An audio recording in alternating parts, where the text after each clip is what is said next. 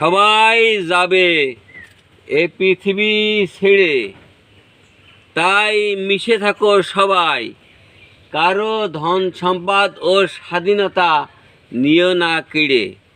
যেহেতু আরেকজনের ধন সম্পদ স্বাধীনতা কেড়ে নিয়ে গিয়ে তোমার ছেলে মেয়ে বউ নিয়ে খাবে এবং অন্যের সন্তানদের অধিকার নষ্ট হবে, এতে তুমি ভালো থাকবে না।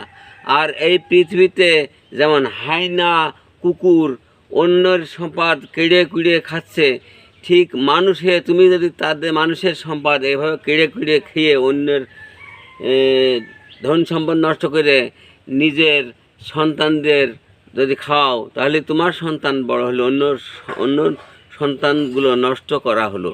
এটা তো অনেক খারাপ। অতএব পরের অধিকার কেড়ে নিয়ে এসে তুমি নিজের সন্তানদেরকে খাওয়াবা, তারা মানুষ হবে না, অমানুষ হয়ে যাবে। এইটা সবসময় মনে করে রেখো। এই জন্য অন্যের হক মেরে নিজে খেও না, অন্যের হক কেড়ে নিজে খেও না। নিজে ভালো, নিজের শরীরে ঘাম ঝরিয়ে নিজে ইনকাম করে সেই সম্পদ নিজের সন্তানদের খাওয়াইলে সেই সব সন্তানরা ভালো হবে। আর যদি অন্যের হক নষ্ট করে নিজের সন্তানদের খাও, তা ওই সব সন্তানরা একদিন দেখবে কুকুরের মতন, শিয়ালের মতন হয়ে যাবে। তোমার শরীরটাও তারা ছিঁড়ে খাবে এক সময়, মনে করে রেখে এটা।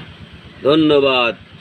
সবাই যাবে এ পৃথিবী ছেড়ে, তাই মিশে থাকো সবাই।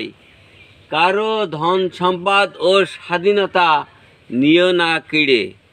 যেহেতু আরেকজনের ধন সম্পদ স্বাধীনতা কেড়ে নিয়ে গিয়ে তোমার ছেলে মেয়ে বউ নিয়ে খাবে এবং অন্যের সন্তানদের অধিকার নষ্ট হবে, এতে তুমি ভালো থাকবে না।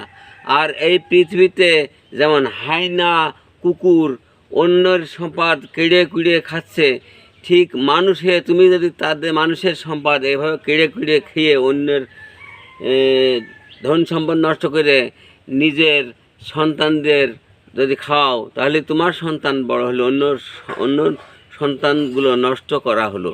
এটা তো অনেক খারাপ। অতএব পরের অধিকার কেড়ে নিয়ে এসে তুমি নিজের সন্তানদেরকে খাওয়াবা, তারা মানুষ হবে না, অমানুষ হয়ে যাবে। এইটা সবসময় মনে করে রেখো। এই জন্য অন্যের হক মেরে নিজে খেও না, অন্যের হক কেড়ে নিজে খেও না। নিজে